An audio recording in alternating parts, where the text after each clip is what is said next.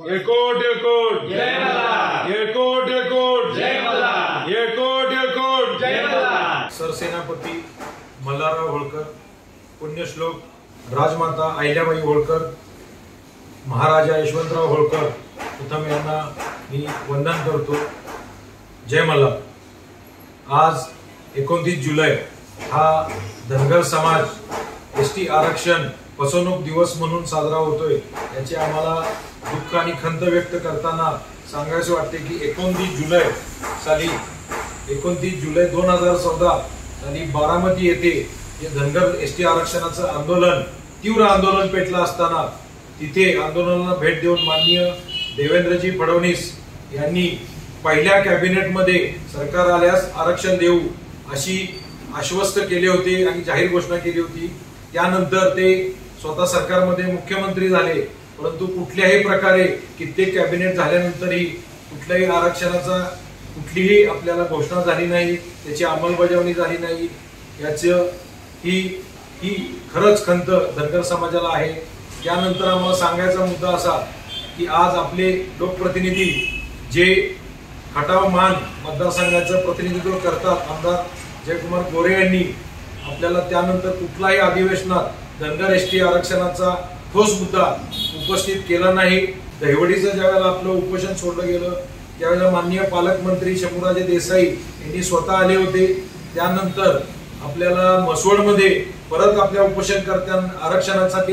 उपोषणासाठी बसलेल्या आरक्षणकर्त्यांना आमदारांनी आपल्याला असं आश्वस्त केलं होतं की मी अधिवेशनात आपली मुद्दा हा एसटी आरक्षणात धनगर एसटी आरक्षणाचा मुद्दा मांडेन। त्यानंतर ही 3 अधिवेशनं झाली, एक आपल्यासाठी कोणताही मुद्दा त्यानंतर त्यांनी ब्रशब्द काढला नाही। तर ही धनगर समाजामध्ये फार मोठी खंत आहे। आज आपण अधिकाऱ्यांच्या बदल्या, वाळूबद्दलचे प्रश्न असे मुद्दे विधानसभेत उपस्थित करत असताना धनगर एसटी आरक्षणाचा ज्वलंत आणि गांभीर्याचा प्रश्न आपण विधानसभेमध्ये मांडत नसताना आज आपल्याला ज्यावेळेला 3 वेळा आपण 2009 पासून आमदार आहात, त्यामध्ये धनगर समाजाचा बहुसंख्येने आणि निर्णायक मतदान असतानाही आपल्या यशामध्ये फुलाची पाकळी हा सहभाग आहे, हे आपल्याला सांगायला आम्हाला खंत वाटते। त्यामुळे यापुढे धनगर समाज ही आज येणाऱ्या विधानसभा 2024 मध्ये ही खंत आपल्या मतातून व्यक्त करेल अशी आमच्या सर्वांचं धनगर बांधवांचं हे मत आहे।